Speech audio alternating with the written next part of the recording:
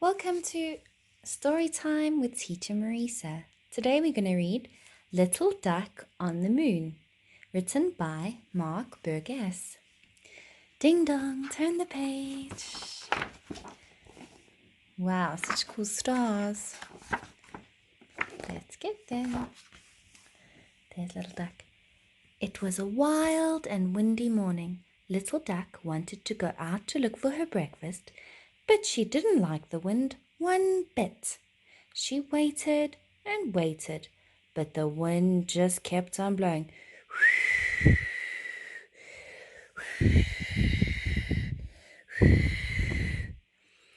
shall have to go out, said Little Duck at last, for she was very hungry. She stepped cautiously out of her nest, but at that very moment a furious gust of wind swept Little Duck right off her feet and up into the air. Help! She cried. Little Duck tried to fly back down to the ground, but the strong wind carried her higher and higher, tossing her around and round until she was quite dizzy.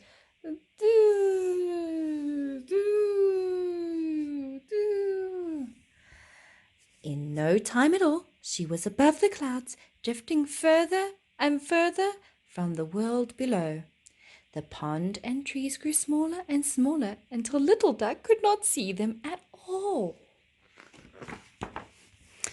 Suddenly she began to fall, but Little Duck didn't fall backwards towards the blue earth. She fell towards the moon. Shoo! Little Duck landed on the moon with a bump. She picked herself up, shook off the moon dust, and wondered what to do next. There did not seem to be any ponds on the moon. Just then, Little Duck heard a toot-toot behind her. She turned around to see the man in the moon and his dog, Wig-Wag. "Hello," said the man in the moon. "For a moment we thought you were a broken promise." "I'm not a broken promise. I'm Little Duck," she said, "and I don't know how I shall ever get home again. It looks too far to fly." Check out the man in the moon and Wig-Wag. There he is. "Well, we'll worry about that later," said the man in the moon. "First, let's go and have some breakfast. Then we've got 23 rainbows to make from all of these broken promises."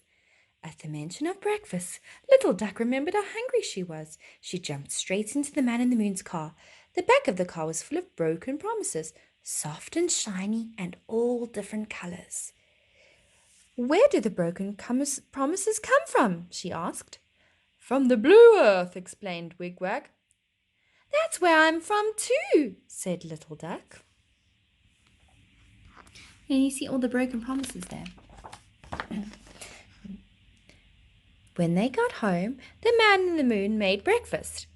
"There, toast and honey, what could be better?" he said, putting a plate in front of Little Duck.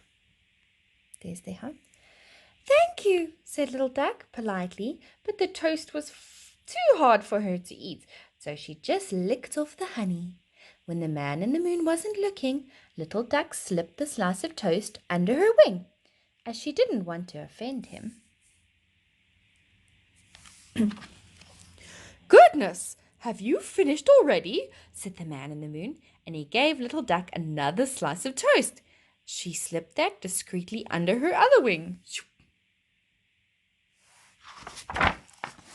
After breakfast, Wig-Wag and the man in the moon set to work making rainbows, stitching the broken promises together with fine thread. "What are the rainbows for?" asked Little Duck. "They are for the blue earth," explained Wig-Wag, "so there will be hope in the world." Got the rainbows in the thread. Wig-Wag and the man in the moon worked hard, and at last the rainbows were finished. Wig-Wag tried on the labels. "I know," exclaimed the man in the moon. "We'll send you back home on a rainbow."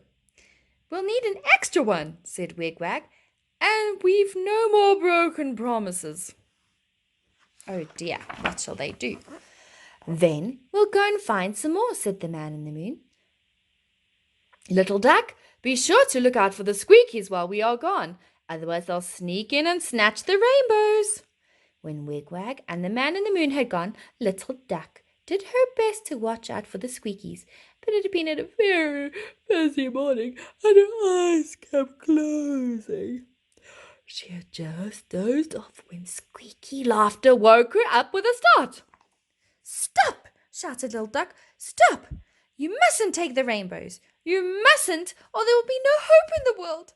But the squeakies took no notice. "Stop!" shouted Little Duck. "Stop! You mustn't take the rainbows. You mustn't, or there will be no hope in the world." But the squeakies took no notice. They were running for the door. Little Duck saw that her only chance was to get there before them. She jumped up and ran across the table as fast as she could. Then, with a tremendous leap, she landed at the door just in front of the squeakies. "Stop!" shouted Little Duck, spreading out her wings to bar the way. As Little Duck lifted up her wings, out fell the pieces of toast. The squeakies stopped in their tracks.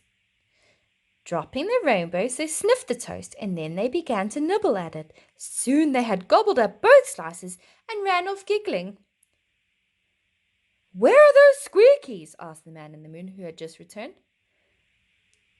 "Thank goodness they didn't take the rainbows. Well done, Little Duck." "I think they just wanted some breakfast," said Little Duck. "Maybe if you leave out toast for them, they'll leave your rainbows alone." Soon Little Duck's rainbow was finished. The man in the moon wrote a special label for it, and Wigwag tied it on. Then they carried all the rainbows outside. The man in the moon lifted each rainbow into the air and let it float gently towards the beautiful blue earth. Little Duck balanced herself on top of the last rainbow and held on tight. The man in the moon lifted up the rainbow and gave it a little push as he let go. "Bye-bye," said the man in the moon and Wigwag. "Goodbye," said Little Duck, "and thank you." The little duck's rainbow floated slowly away from the moon towards the earth. As it drifted down, the rainbow slowly grew larger and larger, shimmering with all different colors. Soon it was a huge arch, and Little Duck was just a tiny speck on top. When the clouds parted, Little Duck could see familiar green fields and woods far below. As she got closer, she saw the pond where she lived at one end of the rainbow. Little Duck flapped her wings a few times. Then she slid down the rainbow and splashed into the pond. Happily, she bobbed under the water to wash off the moon dust. Then Little Duck ate her breakfast at last. When Little Duck looked up into the sky again, she saw that the rainbow had disappeared. But Little Duck knew her friends on the moon would be busy making more to give the whole world hope. The end.